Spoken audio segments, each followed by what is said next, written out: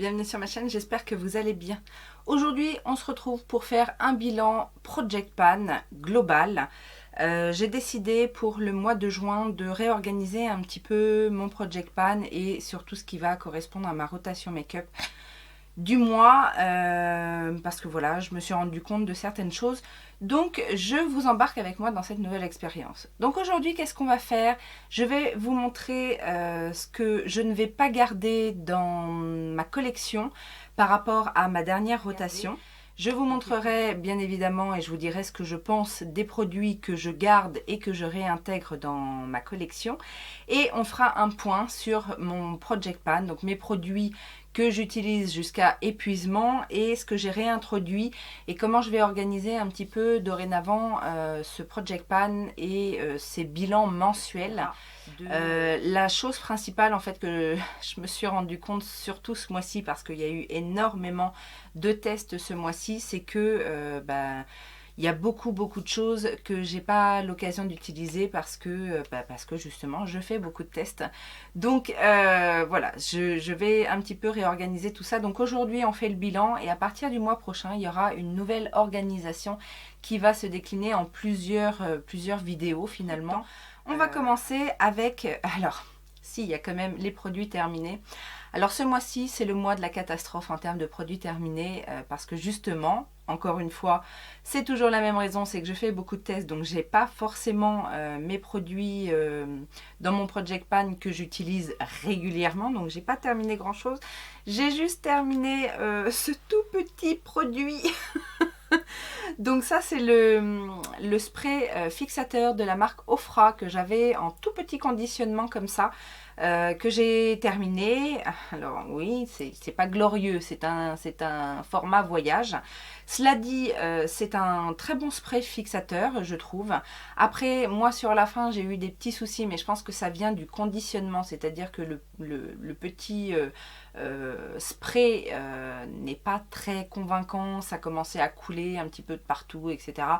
J'espère... Alors, je ne peux pas vous garantir ça, mais j'espère que le grand format est quand même de meilleure qualité en termes de spray. Parce que voilà, celui-ci a un petit peu merdé, si je peux dire. Mais en tout cas, le produit à l'intérieur est plutôt satisfaisant. Donc, le deuxième produit que j'ai quasiment terminé, mais je pense que voilà, il fait ses dernières utilisations. C'est un mascara, donc c'est celui que j'ai utilisé le plus en fait, le Pure Fiber Lash Extension de la marque Kiss. Alors ça, je vous avais dit, c'est alors Kiss. Je ne sais pas trop où on peut trouver cette marque. Moi, je l'ai trouvé sur le site Beauté Privée. Et j'avais pas payé ça cher. Et je dois dire qu'il était plutôt bien. Alors plus pour... je vous rappelle, la brosse est comme ça. Et le produit est un petit peu fibreux en fait. Donc c'est pour ça qu'il allongeait relativement bien la frange de cils. Maintenant, en termes de volume, c'était pas phénoménal. Mais voilà, il faisait quand même bien le job. J'avais une belle cils de... Oh là là, j'ai du mal à parler. Une belle frange de cils bien déployée. Mais alors, autre chose que j'ai pu remarquer sur la fin, alors je l'ai bien utilisé, hein, je vous dis, j'ai quasiment utilisé que celui-ci pendant tout le mois. Je l'avais déjà utilisé un peu le mois d'avant. Et ce que j'ai pu remarquer, c'est que vous voyez le conditionnement, hein, il est quand même grand hein, par rapport à ma main. Mais j'ai eu l'impression qu'il s'est très vite vidé. Alors, et c'est peut-être ce que je lui reprocherais, c'est qu'effectivement, il n'a pas duré tant que ça dans le temps. Ce sont les deux seuls produits que j'ai terminés. Bon, hein, c'était pas grave, il y en aura d'autres. On va passer maintenant aux produits que j'ai utilisés, réutilisés et dont je vais me séparer. Je vais vous expliquer pourquoi. Je vais me séparer d'un teint infusion de chez Sephora. Alors tout simplement parce que j'ai beaucoup utilisé celui-ci ces derniers temps. C'est la teinte 23 beige naturel et c'est celui que j'avais eu dans mon swap de l'enfer avec Tortue Beauty. Donc j'ai beaucoup utilisé celui-ci. Il en reste pas beaucoup, je pense qu'il reste à peu près ça dans le flacon.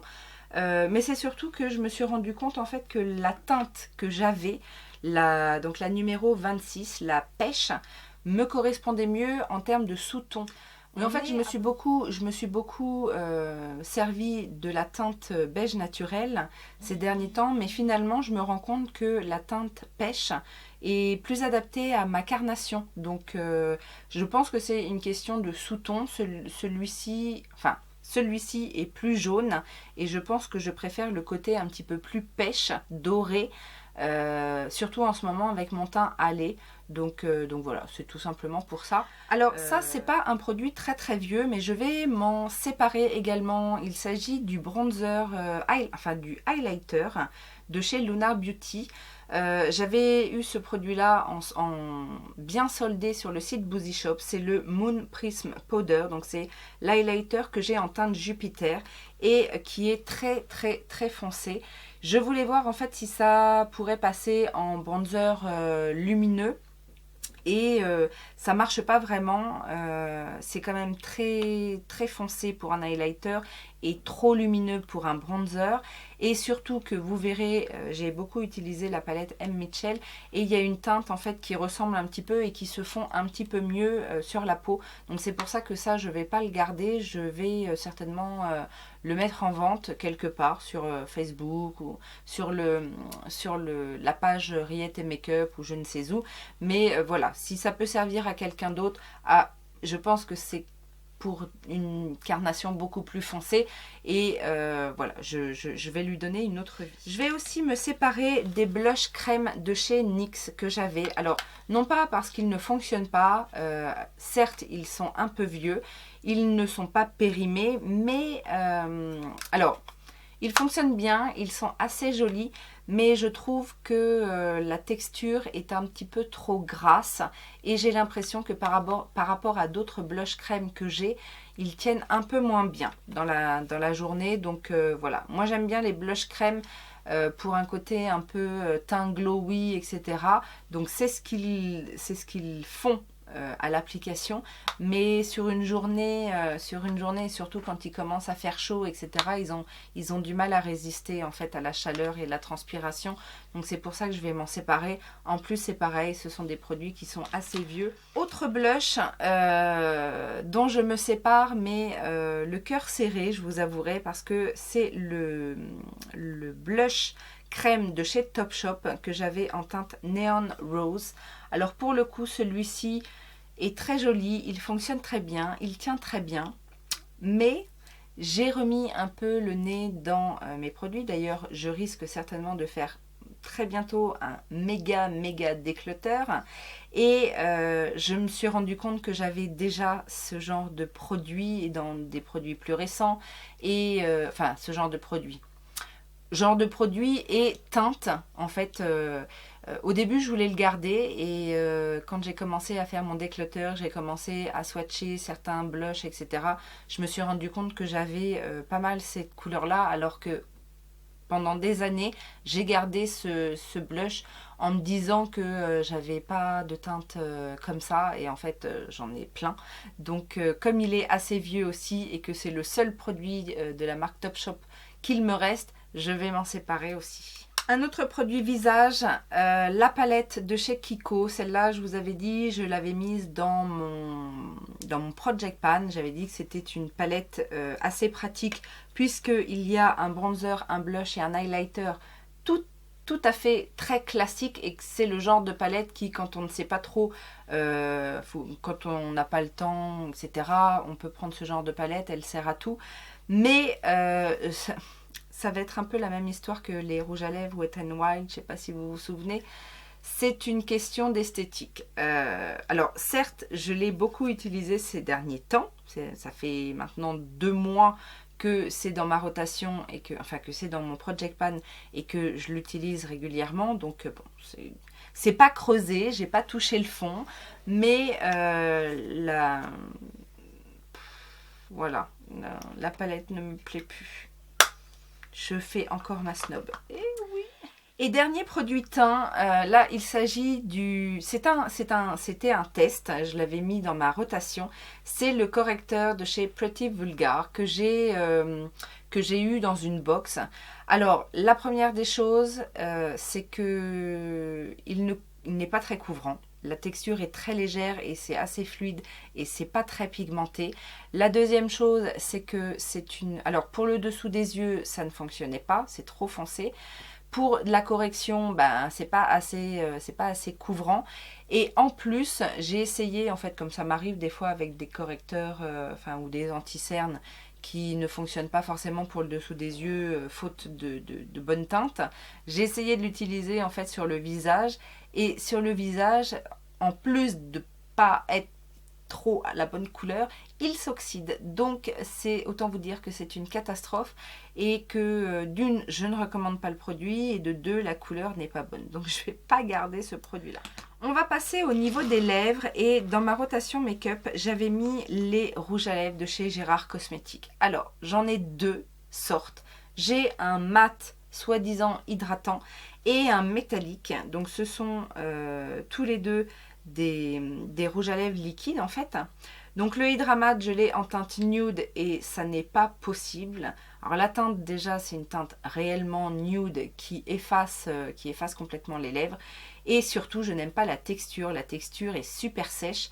Je ne comprends pas d'ailleurs qu'on puisse mettre Hydra dans un produit pareil parce que ça dessèche complètement les lèvres et c'est pas du tout agréable. Donc ça c'était pas gagné. Et la teinte du Metal Matte qui s'appelle Soho était plutôt sympa, mais encore une fois, c'est pas agréable. C'est pas agréable et en plus la teinte c'est un espèce de mauve métallique. La teinte est jolie, hein, mais je pense qu'en plus je lui ai pas donné toutes ses chances là en ce moment avec les beaux jours et tout ça. J'ai envie de teinte chaude et là on est clairement sur une teinte froide, très pâle, voilà, ça met pas en valeur, ça met pas vraiment en valeur ma bouche. Donc voilà, je m'en sépare et je ne reviendrai plus sur les rouges à lèvres Gérard Cosmétiques, c'est une catastrophe. Je vais également me séparer d'un produit Charlotte Tilbury. Alors c'est pareil, je l'avais eu dans une box, je crois sur un mystery bag, non pas un mystery bag, un bag Cult Beauty. C'est un Hollywood Lips que j'ai en teinte Charlotte Darling. Je m'en débarrasse parce que d'une, c'est la couleur de mes lèvres au naturel, juste en mat. Ça vient juste unifier en fait la couleur, la teinte de mes lèvres. Donc ça a tendance aussi un petit peu à effacer, surtout là avec le teint un petit peu plus bronzé, etc. Ça a tendance un peu à effacer les lèvres. Donc ça, c'est pas forcément le genre de choses que j'aime. Éventuellement faire un contour pour faire un ombré, etc. Mais au final, je me dis que j'ai beaucoup d'autres rouges à lèvres qui peuvent servir à ça. Je ne trouve pas la tenue extraordinaire sur ce rouge à lèvres. Je me débarrasse d'un rouge à lèvres de chez NARS. Alors ça, c'est pareil. C'est un rouge à lèvres, je ne sais pas quelle gamme. Ça fait longtemps que je l'ai. C'est la teinte Little Darling et c'est une teinte qui ne sert à rien.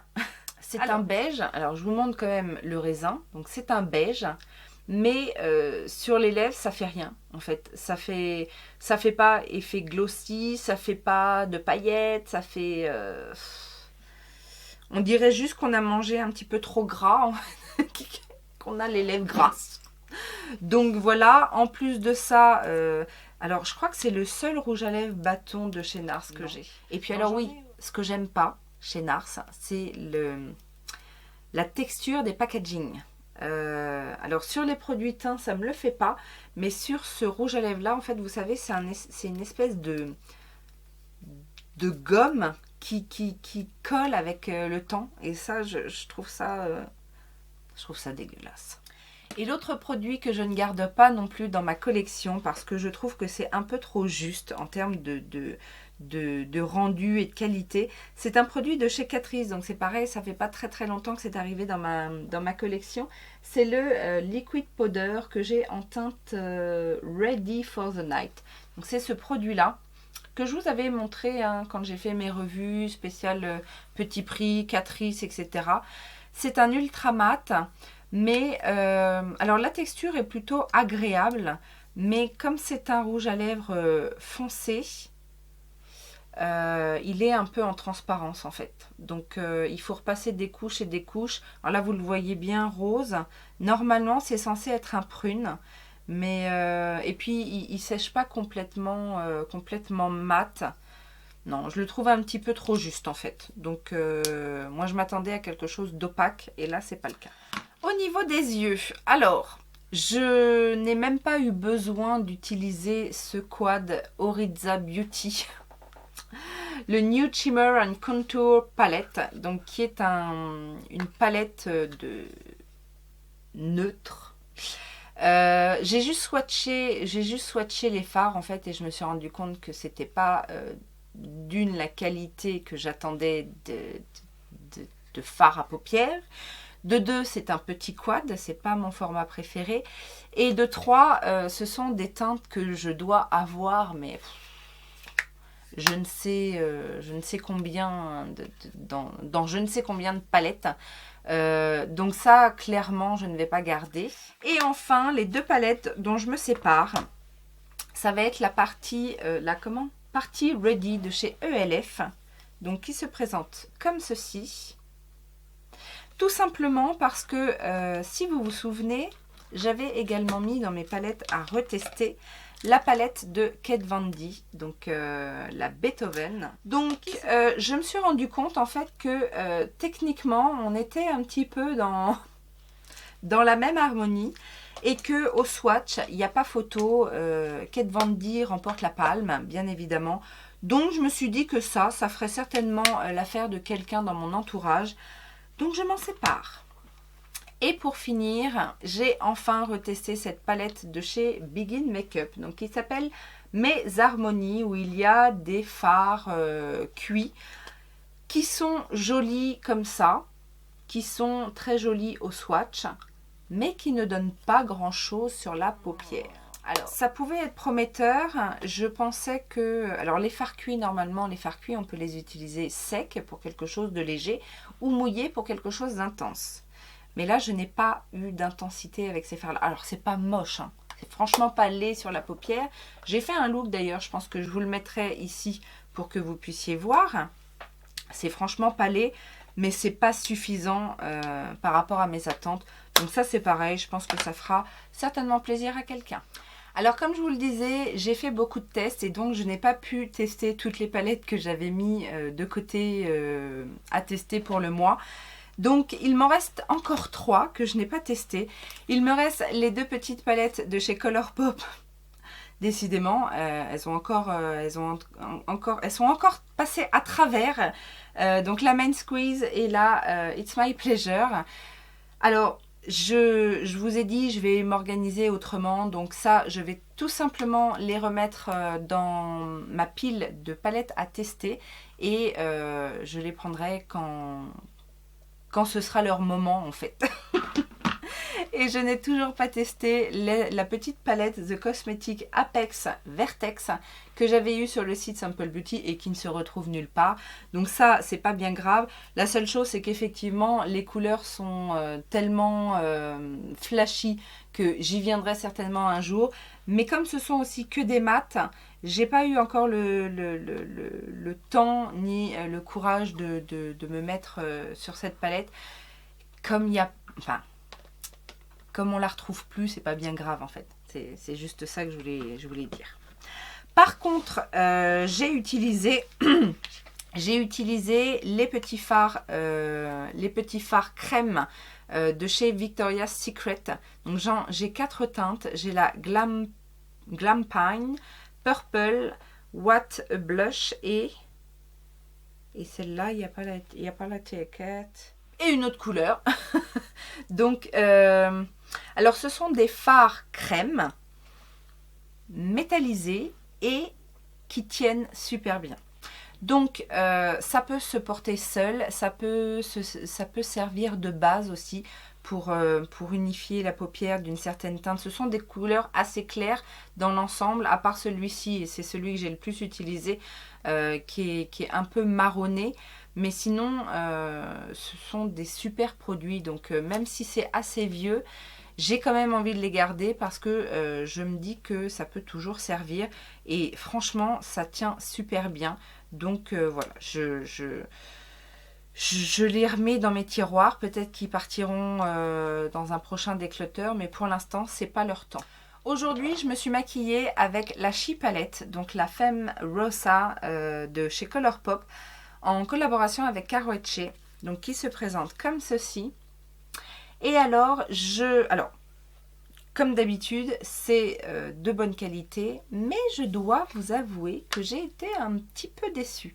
Alors, est-ce que c'est parce que j'en ai beaucoup entendu parler, et que du coup, je m'attendais à quelque chose de phénoménal, mais j'ai pas trouvé. Alors, en plus, j'ai utilisé certains fards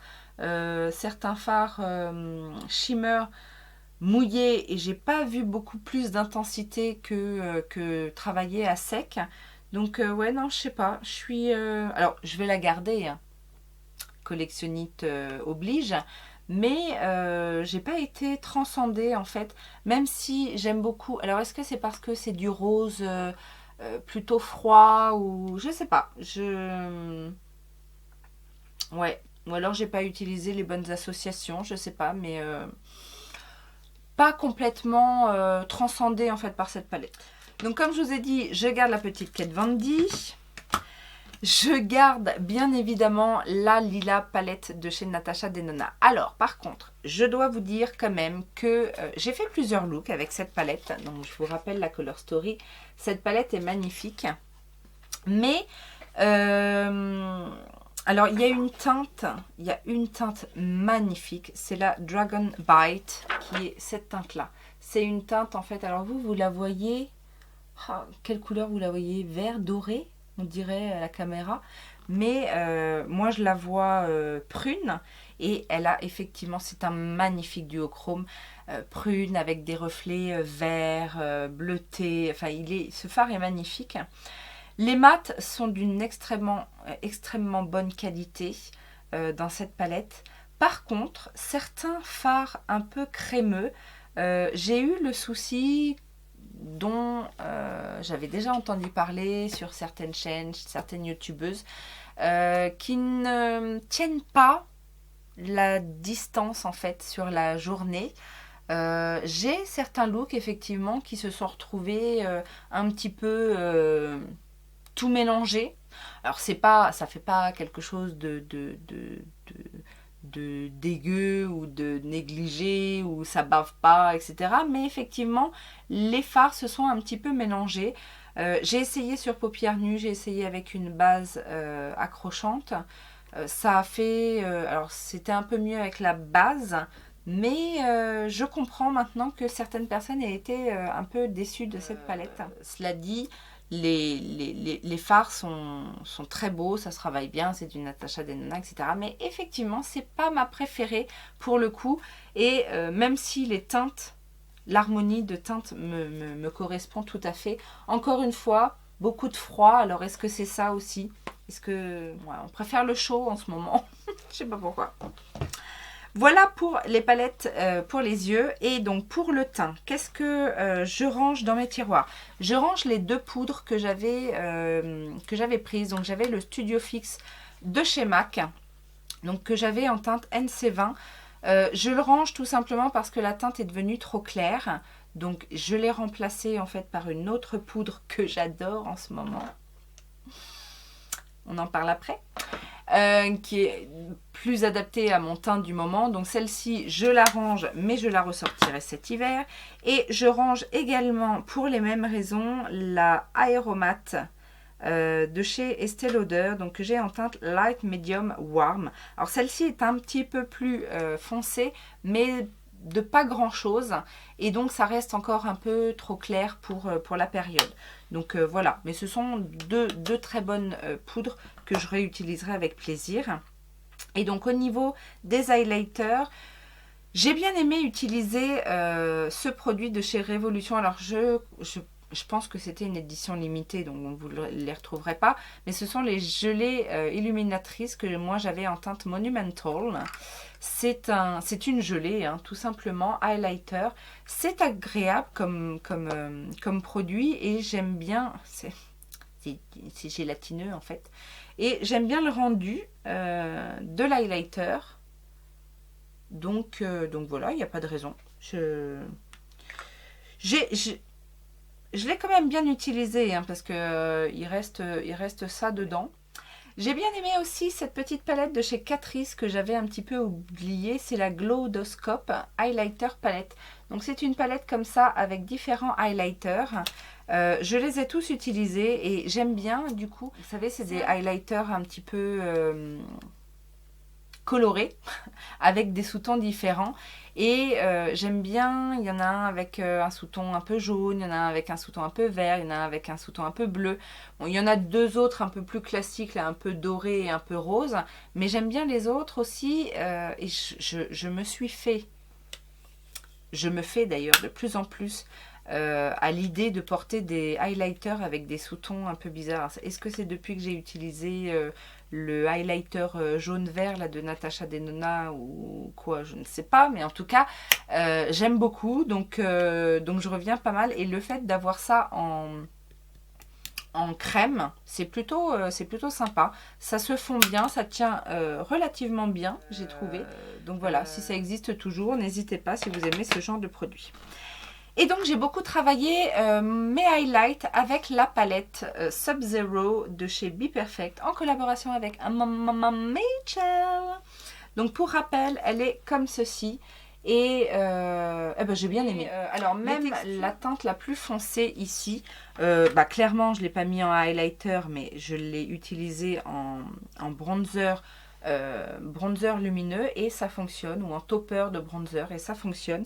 Donc ça c'est la teinte la plus foncée et je vais vous montrer la teinte la plus claire. Elle a des sous-tons un petit peu bleu-violet également, donc autant vous dire voilà. Mais c'est du bon highlight. Cas, tout fonctionne très bien. Donc, je suis ravie de cette palette. Ravie.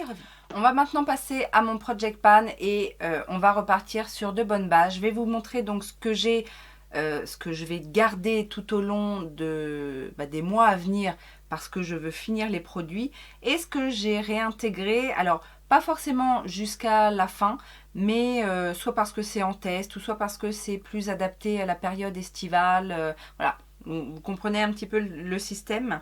Donc, au niveau du teint, on va commencer par les brumes. Je conserve le Coco Calming Face Mist de chez The Body Shop. Ça, c'est un indispensable. C'est le spray que je me mets avant de commencer à me maquiller. Je garde également, alors ça c'est pas Dermalogica, hein, c'est le spray fixateur argenté de chez Makeup Obsession que j'avais transvasé justement parce que le conditionnement de l'autre c'était une catastrophe. J'ai également toujours le Profix Illuminating Fixing Spray de chez Révolution. Ça je pense que j'arrive bientôt à la fin, donc peut-être que je le remplacerai en cours de route. Et au niveau du teint, qu'est-ce que j'ai? Donc, en termes de fond de teint, je garde le teint infusion de chez Sephora, un bon basique. Je trouve qu'il est léger sur la peau, donc en fait, c'est pas mal pour la période estivale. Je garde la bébé crème de chez On Color. Je l'aime bien parce que celle-ci a un SPF 30+++, et qu'en plus, je la trouve relativement bien couvrante et elle a un fini sheer, donc légèrement satiné. C'est un produit minéral en plus, donc voilà, que du bon. En termes de primer, préparation, etc., je garde toujours, et j'ai du mal à les terminer, mes produits de chez Milk Makeup. Donc le sérum hydratant, le sérum, enfin le cooling water, l'eau rafraîchissante. J'ai presque terminé le sérum là, hydratant, il m'en reste vraiment pas beaucoup dedans. Il me reste que ça, donc ça j'ai grand espoir. Ça, voilà, est-ce que j'ai besoin d'en reparler? Et j'ai réintroduit, ça je ne sais pas si je vous l'avais montré, le Blur Stick. Tout simplement parce que je vais le mettre un peu en compétition avec celui de chez Kiko que j'avais eu l'année dernière, enfin l'été dernier. C'est la collection Beyond Limits, donc le On The Go Primer. C'est ce qui ressemble le plus en fait en termes de produits et je voulais voir vraiment ce que le Milk valait par rapport à une petite marque, petit prix. Bref. En termes de base, j'ai toujours la base classique. C'est une base perfectrice de teint de chez Shiseido. Ça, j'aimerais bien la terminer. Et je continue à utiliser, suite à mon test, la petite primer à la pastèque de chez Ciaté, parce que je l'adore. Je vais aussi utiliser, alors ça c'est parce que je l'ai utilisé une fois à un moment donné, j'avais pas mal d'imperfections sur le visage et donc du coup j'ai utilisé, j'avais un petit format du fluide correcteur à l'herbe du tigre de chez Cicapair et je trouve que ça fonctionne pas mal. C'est un fluide correcteur de rougeur avec des aspects apaisants, assainissants. Donc ça, je le garde en fait si jamais j'ai une période difficile, n'est-ce pas? J'utilise également la CC crème de chez Aloré. Je suis pas fan, mais bon, c'est bio. Il y a un tout petit SPF 6. Unifie, matifie, hydrate. Bon, c'est une CC crème, hein, donc voilà, on la garde. J'introduis aussi, alors je crois que je l'avais déjà introduit le mois dernier, mais je ne m'en suis pas servi. Le Flexitone Baby Cream de chez Dr. Brandt. J'ai un petit format voyage comme ça et je ne l'ai toujours pas testé. En termes de correcteur, j'ai toujours le Mega Conceal de chez Makeup Obsession. Je pense que ça va être le dernier mois où je vais l'utiliser, non pas que... alors, quoique je l'ai bien utilisé quand même, hein, parce qu'en plus, je vous avais dit, parfois, je l'utilise aussi en correcteur sur tout le visage. Donc, je pense que, voilà, je refais encore un mois. Je le garde en plus parce qu'au niveau de la teinte, on est bien en ce moment. On est vraiment sur ma teinte d'été. Donc, voilà, mais après, je pense que hein, n'est-ce pas? Je continue aussi à utiliser le Born This Way de chez Too Faced, pareil, parce que c'est plutôt une bonne teinte. Alors, plus au niveau de la correction plutôt que de l'anti-cerne. Anti-cerne, j'utilise plus le Cover Up Concealer de chez H&M que j'avais eu l'année dernière en solde, que j'avais payé 1 €, qui finalement me plaît bien parce qu'il est assez couvrant, texture légère, il tient bien et il a un fini relativement lumineux. Donc, c'est tout ce que je demande à un anti-cerne. Et en alternance, quand je veux quelque chose de plus couvrant, peut-être plus pour des make-up, pour des événements, etc. J'utilise mon mini Shape Tape, puisque c'était une teinte, c'est une teinte un peu plus foncée que celui que j'ai autrement. C'est le Light Medium. Enfin, de toute façon, dans les mini, il n'y a pas énormément de teinte. Donc voilà, je continue à utiliser celui-là. Dans le teint, j'ai toujours mon pinceau lumière de chez Estée Lauder. Ça, j'ai pas trop pensé à l'utiliser. Vous savez, c'est un pinceau comme ça, lumière, pour faire des retouches, etc. J'ai toujours aussi le Under Eye Brightening Corrector de chez Becca, qui se creuse, Mais voilà, là je l'ai un petit peu laissé tomber aussi ces derniers temps parce que j'avais pas mal de correcteurs assez lumineux, mais il faudrait que je reprenne le rythme de mettre. C'est vrai qu'en été en plus on met moins de choses, j'ai l'impression, donc on essaye. Il y a même eu des jours où je mettais pas d'anti-cerne, donc ouais, je pense que ça vient de ça. J'utilise aussi la base Nude Contour Yeux et Paupières. Donc ça pareil, je pense que j'arrive aussi à la fin, mais il m'en reste quand même encore pas mal. Donc il y a l'Uronic Eye Primer, j'en reparlerai quand ce sera terminé. J'ai toujours ma base lissante, ma base comblante Lisse Minute de chez Clarins. Ça c'est pareil, hein, ça a du mal à descendre. En même temps, j'ai tellement envie de me débarrasser des milks que j'ai tendance à utiliser plus les milks, même si j'ai du mal à les utiliser. La base Urban Decay que j'avais dépotée, eh ben ça se creuse aussi. Hein. Je ne sais pas si vous verrez, mais il y a un bon petit cratère en fait. Donc pareil, en alternance avec la By Terry. Ça dépend de ce que je veux, ou alors des fois je fais avec la By Terry. Si je vois que ça tient pas très bien, le lendemain je réessaye avec la Urban Decay. Enfin bon, alternance quoi. Je garde toujours les petits gloss repulpeurs, la goût mentholé de chez Tarte. Ça avance. Alors je sais pas si vous verrez, mais je vais essayer de vous montrer quand même. Est-ce que vous voyez? Alors, ils sont posés comme ça, donc c'est pour ça que c'est à l'envers. Mais vous voyez là, il y a un trait là. Celui-ci aussi. Bon, ça avance tout doucement, hein, mais le plus utilisé, je crois que c'est celui-ci. Parce que quand je mets un gloss, en fait, quand je mets qu'un gloss, souvent c'est une teinte assez un petit peu rosée. Alors le rouge, je ne l'ai pas vraiment utilisé. Je ne sais pas si vous allez voir. Il est un peu... ouais. Le nude non plus. Rouge et nude, en fait, c'est les deux teintes que j'utilise le moins pour les gloss. Et après, si celui-ci, je l'ai beaucoup utilisé. C'est le plus utilisé. Je ne sais pas si vous allez voir où il en est. Plus de la moitié. Hein. Plus de la moitié. Et l'autre, le rose, celui-ci non plus n'est pas très utilisé. Mais parce que c'est une couleur... je vais peut-être le donner à ma fille. Celle-là va peut-être aimer. Bref, on continue avec ça.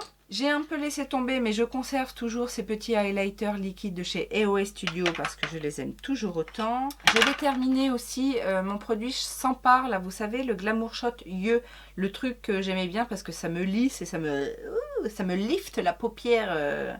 Mais c'est pareil, il m'en reste plus beaucoup. Peut-être tendance à oublier un petit peu de l'utiliser. En mascara, j'ai toujours le Zoom Lash de MAC, le petit Size Up de chez Sephora. Je pense que j'arrive bientôt à la fin du Size Up. Je l'ai pas mal utilisé celui-là. En plus, c'est un mini. Et en fait, quand je veux du volume sans avoir à travailler mes cils pendant 15 ans, c'est celui-ci que je ressors. J'ai pas mal diminué mon petit crayon, vous savez, à sourcils, le Bro Grooming Pencil de chez Ardell. Très bien ce produit. Et donc pour le coup, j'ai pas mal utilisé aussi le Hit Brow Power. Que j'aime bien aussi. Alors, je les fais pas tous les jours mes sourcils, mais bon. Il en reste encore. Hein, il en reste encore pas mal. Ouais, il me reste encore tout ça. Donc... Bon, après, ça va vite quand même, hein, les crayons sourcils. Mais comme j'utilise pas tous les jours. Un truc que j'utilise très souvent, par contre, c'est le petit crayon de chez Hi Hat Revolution. Là, vous savez, le multi-liner. Où il y a deux nudes, un marron et un noir. Ça, c'est super pratique. Et franchement, je trouve les crayons super bien. J'aime bien les nudes parce que du coup, ils se voient sans forcément être trop présents. Et non, franchement, j'aime bien ce petit truc. J'ai toujours mon primer pour les cils Paradise Ecstatic de chez L'Oréal. J'utilise toujours mon petit baume de rose de chez By Terry. Ça, c'est pareil, je pense que... on voit à travers, donc ça devrait pas tarder à se terminer. J'utilise le 24/7 Glide On Zero de chez Urban Decay. Donc ça c'est pareil, il m'en reste plus tant que ça. Mais j'ai l'impression qu'il est... c'est bizarre, j'ai l'impression qu'il est moins noir. Bah non pourtant.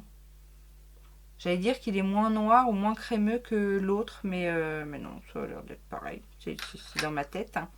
Et en liner feutre, toujours le Hyper Easy de chez Maybelline que j'adore. Et à chaque fois que j'ai un trait de liner à faire, c'est vraiment vers celui-ci que je me tourne parce que je ne me rate jamais. Et ça, c'est un plaisir de ne pas se rater sans liner. Toujours le Soleil Tan de Chanel. Alors, j'ai pensé à ça en fait, vous savez, il n'y a pas longtemps, je vous ai parlé de RMS et du bronzer, alors je l'ai là d'ailleurs, RMS Beauty et le Bourouti Bronzer, 30 €, 6 grammes de produit. Je me suis dit, un bronzer crème qui coûte cher, donc le Soleil Tan de chez Chanel. Alors j'ai pas en tête le prix, c'est bien 45 € je pense. Allez, on va dire 40, allez, même 50 €. 50 €. Même si c'était 60 €, le double du RMS, là, on a 30 grammes. Donc 5 fois plus. 5 fois plus que le RMS. D'ailleurs, le Soleil Tan de chez Chanel, je l'ai depuis des années. Je l'utilise très régulièrement. Et regardez comme il est creusé. Alors, c'était bombé, certes. Mais ça dure une éternité, ce produit-là. Donc, non, pour le coup...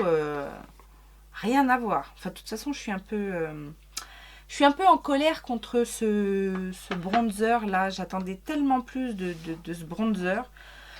Bref, c'est pas le sujet de la vidéo. Alors, Là, on va passer aux produits que j'intègre dans mon Project Pan. C'est-à-dire la poudre de chez Becca spéciale dessous des yeux. Donc, parce que c'est la seule que j'ai.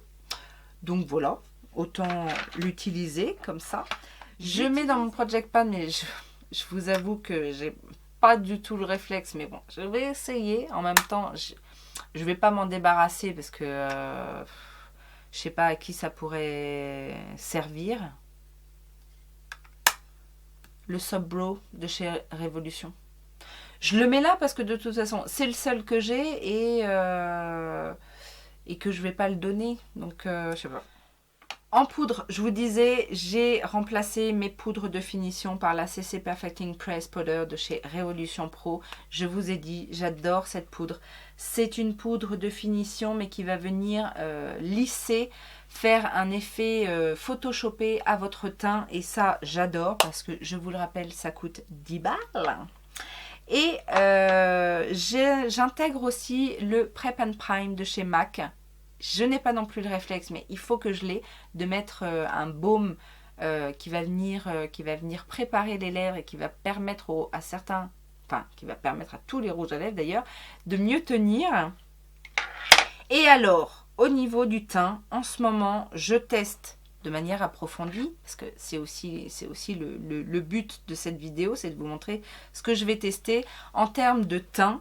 J'ai intégré aussi en alternance le Milky Boost de chez Clarins que je suis en train de tester et je vous donnerai du coup mon avis dans le haul update de ce mois-ci. Et aussi le combo LC Mix, donc de chez Bourjois, le fond de teint et le correcteur. Voilà, pour me faire une bonne idée. Et le dernier produit que je vais vous montrer, en fait, c'est des produits que j'avais eu en solde aussi l'été dernier. Il s'agit des Waterflower Magic Pigment Drops de chez Kiko. Alors, j'en ai deux.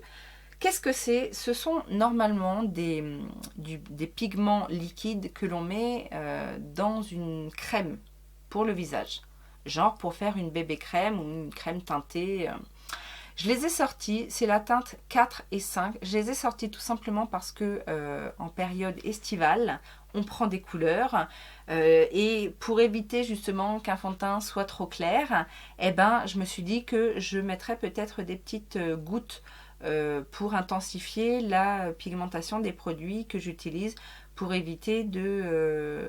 Enfin voilà, pour jouer à l'apprenti chimiste en faisant mes petites mixtures, pour pas avoir de démarcation, ou voilà, pour pas être en rade sur mes teintes au niveau du teint. Je vous rassure, c'est la dernière vidéo Project Pan aussi longue. Après, on s'organisera autrement. J'espère que cette vidéo quand même vous aura plu. N'hésitez pas à vous me dire comment avance votre Project Pan et ce que vous avez réintégré, etc. J'ai hâte de vous lire. Je vous souhaite un bon dimanche. Je vous fais plein de gros bisous. N'oubliez pas de mettre les petits pouces en l'air, de vous abonner si ça n'est pas encore fait. Et merci à tous ceux et celles qui pensent à aller sur YouTube pour regarder une pub ou deux. Ça fait toujours plaisir de voir que vous soutenez mon travail et que vous l'appréciez. Moi, je vous fais plein de gros bisous et je vous dis à très bientôt. Ciao, ciao!